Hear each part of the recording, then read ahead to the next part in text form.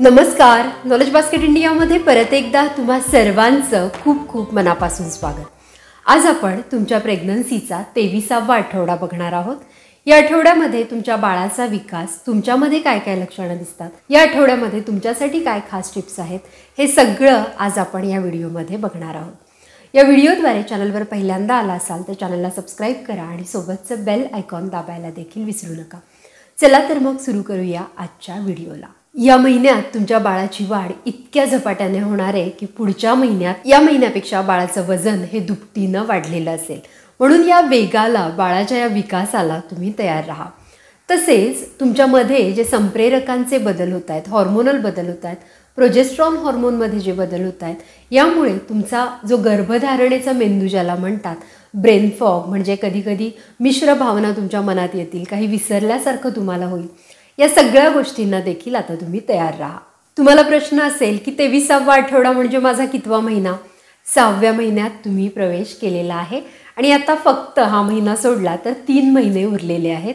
त्यामुळे काळजी करू नका. ही सेकंड ट्रायमेस्टरची जी फेज आहे ती छान एन्जॉय करा. आता सगळ्यात महत्त्वाचा प्रश्न जो तुमच्या मनात आहे, मला माहिती आहे, तो म्हणजे माझं बाळ केवढं आहे, ते किती मोठं झालेलं आहे. साधारण 11 इंच लांबीचं, म्हणजे साधारण 27-28 सेंटीमीटर इतकं ते आहे आणि त्याचं वजन अर्धा किलोपेक्षा जास्त, म्हणजे साधारण 540 ग्रॅमच्या आसपास झालेलं आहे. एकूणच काय तर एक गाजर जेवढं असतं तेवढं ते उंचीला असेल आणि वजन तुम्ही अर्धा किलोच्या हिशोबाने इमॅजिन करू शकता. अजून तुमचे 17 आठवडे आता बाकी राहिलेले आहेत. आता आपण या आठवड्यात तुमच्या बाळाची त्वचा आणि अवयव कसे आहेत त्याविषयी बोलू. बाळाची त्वचा ही म्हातारांसारखी अतिशय सुरकुतलेली आहे. आता असं का? कारण त्याच्या त्वचेखाली चरबीचे साठे, म्हणजे फॅट्सचे साठे अजून जमा झालेले नाहीत. परंतु लवकरच आता फॅट्स जमा व्हायला सुरुवात होणार आहे. त्यामुळे लवकरच ते लुसलुशीत, गुबगुबीत, लालेलाल दिसायला लागणार आहे. 23व्या आठवड्यात तुमच्या बाळाची हाडं, अवयव जरी दिसत असेल, त्वचा ट्रान्सपरंट असेल, तरी देखील आता लवकरच चरबीचे साठे त्वचेखाली साठायला लागणार आणि मग त्यामुळे पारदर्शकता त्याची पूर्णपणे जाणार आहे. महत्त्वाचा टप्पा हा एका आईसाठी म्हणजे आत्तापर्यंत तुम्ही सोनोग्राफीमध्ये किंवा डॉपलरद्वारे तुमच्या बाळाचे हृदयाचे ठोके ऐकले असतील, परंतु आता साध्या डॉक्टरांकडे असणाऱ्या स्टेथोस्कोपमधून देखील तुम्ही हे ठोके इझिली ऐकू शकता.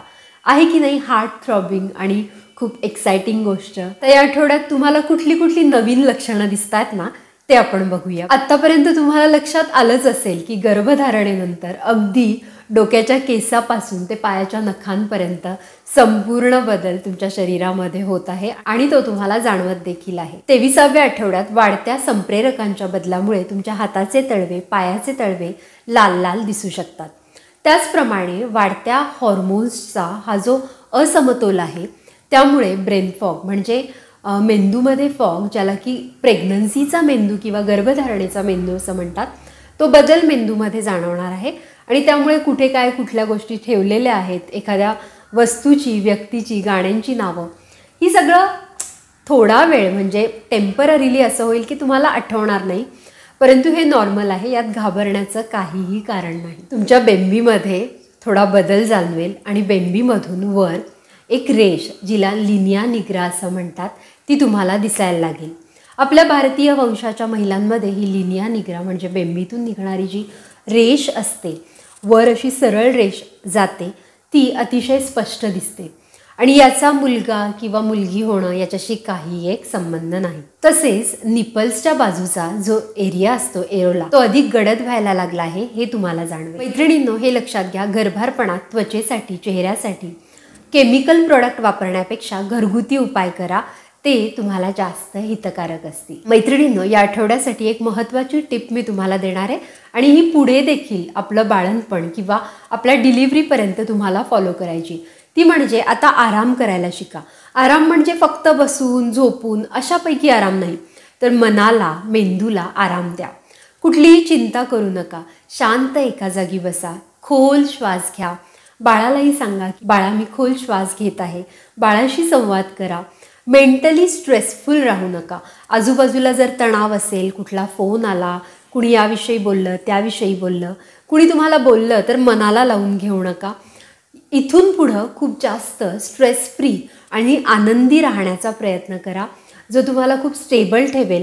आणि श्वासोच्छ्वासाचे जर तुम्ही व्यायाम शिकलात, म्हणजे प्राणायाम जर तुम्ही शिकलात, तर पुढे डिलिव्हरीच्या वेळेला देखील मन शांत कसं ठेवायचं, श्वास उच्छ्वासांचा अभ्यास कसा करायचा, त्यावेळेला त्याचा प्रयोग कसा करायचा, सगळ्या गोष्टी तुम्हाला सोप्या आणि सुखकर होणार आहे. कधी कधी वेळ काढा, डोळे मिटून शांत बसा, योगा प्राणायाम करा, शिकून घ्या. त्याचप्रमाणे कधी कधी सूर्यास्त बघा, सूर्योदय बघा, खिडकीत हवेच्या ठिकाणी बसा आणि हवेच्या झोताला फील करा. अशा गोष्टी करण्यामुळे मानसिक शांती मिळते, जे तुम्हाला आणि तुमच्या संप्रेरकांना बॅलन्स ठेवण्यासाठी खूप मदत करतात. मैत्रिणींनो, पाठदुखी आता सामान्य आहे, जी मी तुम्हाला मागच्या आठवड्यात सुद्धा बोलले होते. पाठदुखीसाठी थोडेसे हलके फुलके व्यायाम आणि पाठीचे स्नायू मोकळे ठेवणं हे गरजेचं आहे. त्याचप्रमाणे वॉकिंग, तुम्हाला मी सांगितलं अर्धा तास वॉक करायचा, तो करणं, तो होतोय की नाही हे बघणं खूप गरजेचं आहे. मैत्रिणींनो, आता पहिल्या सेमिस्टरमधला जो त्रास होता ना, उलट्या मळमळ, हा पूर्णपणे गेलेला आहे. आणि जसं मी तुम्हाला सांगितलं की आता बाळ खूप झपाट्याने वाढत आहे, तर तुमची भूकही तेवढ्याच झपाट्याने वाढणार आहे. म्हणून अगदी खूप भूक लागेल आणि मग मी खाईन या वेळेची वाट बघू नका.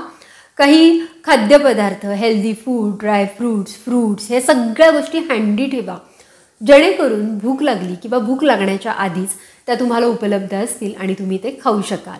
मैत्रिणींनो, मागच्या आठवड्यात मी तुम्हाला सांगितलं बाळाला लाथा पंचेस मारू लागले, परंतु आता इथून पुढे या आठवड्यानंतर तर बाळाच्या लाथा पंचेस या स्ट्रॉंग असतील. कारण आता ते खूप बळकट होत चालले, त्यामुळे त्या तुम्हाला स्ट्रॉंगली फील होतील. या सगळ्याचं कौतुक करा, हॅपी मोमेंट्स क्रिएट करा आणि बस आनंदी फील करा आतूनच. जसं आपण बघितलं की आता बाळाची वाढ झपाट्याने होणार आहे. जशी बाळाची वाढ झपाट्याने होते ना, तसे तुमचे गॅस्ट्रो इंटेस्टिनल ट्रॅक म्हणजे आतड्यांची जी मूवमेंट होते ती स्लो होते आणि त्यामुळे तुम्हाला कॉन्स्टिपेशनचा त्रास होतो. ही हालचाल स्लो का होते? कारण बाळाला जे अन्न आपल्या प्लासेंटाद्वारे पुरवलं जाणार आहे ते स्लो गतीने आणि ते व्यवस्थित आवश्यक पुरवण्यासाठी वेळ मिळावा यासाठी अन्नाची गती देखील स्लो होते. त्यामुळे कॉन्स्टिपेशनसारखे त्रास होऊ नये म्हणून वॉकिंग गरजेचं आहे. त्याचबरोबर भरपूर पाणी पिणं, ही जी मूवमेंट आहे याला गती मिळावी, छान ही मूवमेंट व्हावी, योग्य वेळेत व्हावी, यासाठी भरपूर पाणी पिणं देखील तितकंच महत्त्वाचं आहे. या आठवड्यात खूप झोप लागल्यामुळे घोरणं देखील होऊ शकतं बरं का. या आठवड्यामध्ये हिरड्यांमधून रक्त येणं ही सामान्य समस्या आहे, घाबरून जायचं कारण नाही. नियमितपणे ब्रश करणे, फ्लॉस करणे, या सगळ्या गोष्टी, तसेच डिलिव्हरी आधी दंतवैद्याला एकदा भेटून येणं म्हणजे डेंटिस्टना भेटणं हे देखील खूप गरजेचं आहे. पुढचं लक्षण म्हणजे हातांना सूज येणं. गर्भधारणेमध्ये किंवा या गरोदरपणामध्ये कार्पल टनल सिंड्रोम म्हणजे काय तर मनगटावरील स्नायूंना सूज येते आणि त्याच्यामुळे हातांना मुंग्या येण्याची समस्या जाणवू शकते. हे नॉर्मल आहे आणि टेम्पररी आहे. त्यामुळे जर संगणकावर काम करत असाल तर वारंवार डेस्कवर हात ठेवणे, या सगळ्या गोष्टी, किंवा सतत काम करत असाल तर इंटेन्शनली हातांचे व्यायाम, हातांच्या मुवमेंट्स या गोष्टी करत राहा, म्हणजे ही सूज आणि हातांना येणाऱ्या मुंग्यांचा जो त्रास आहे तो तुम्हाला कमी प्रमाणात जाणवेल, त्याची तीव्रता कमी होईल. रात्रीची छान आणि पूर्ण झोप घेण्याचा प्रयत्न करा. गरोदरपणात कधी ना कधी झोपेच्या समस्येला सामोरं जावं लागू शकतं, तर गरोदरपणात कम्फर्टेबली आरामदायी कसं झोपलं पाहिजे यावर छानसा व्हिडिओ आहे. तरी देखील सांगते, 2 पायांमध्ये उशी घेऊन छान मस्त कम्फर्टेबल कॉझी तुम्ही वेगवेगळ्या उशांना अरेंज करून झोपू शकता. तसेच मैत्रिणींनो, महत्त्वाची टिप म्हणजे युरिनरी ट्रॅक इन्फेक्शन म्हणजे मूत्रमार्गाचं कुठलंही इन्फेक्शन होऊ नये म्हणून सतर्क राहा. त्यासाठी तुम्ही विटॅमिन सी रिच फ्रूट्स म्हणजे मोसंबी, संत्री, या सगळ्या गोष्टी, लिंबूचा समावेश तुमच्या आहारात करा. त्याचप्रमाणे तुमच्या लघवीच्या रंगाकडे देखील लक्ष द्या. लघवी जर जास्त पिवळी असेल तर याचा अर्थ फ्लुइड इंटेक म्हणजे पाण्याचा इंटेक कमी आहे, तो व्यवस्थित प्रमाणात मग ॲडजस्ट करा, मॅनेज करा. तसंच लघवी जास्त वेळ रोखून धरू नका, यामुळे देखील तुम्हाला इन्फेक्शन होऊ शकतं. कॉटन अंडरवेअर घालण्याचा प्रयत्न करा आणि प्रायव्हेट पार्ट्सना स्वच्छ ठेवा. प्रेग्नन्सीमध्ये पौष्टिक आणि सेंद्रिय खाण्याचा प्रयत्न करा, कारण ज्या पदार्थांवर कीटकनाशकांचा आणि खूप रंगांचा वापर केलेला आहे असे पदार्थ, असे केमिकल्स तुमच्यासाठी आणि तुमच्या बाळासाठी हितकारक नाही. म्हणूनच संपूर्ण प्रेग्नन्सी हेल्दी, पौष्टिक फळं तसंच पारंपरिक आणि सेंद्रिय खाण्याचा प्रयत्न करा. मनाला आणि शरीराला शिस्त असणं खूप गरजेचं आहे.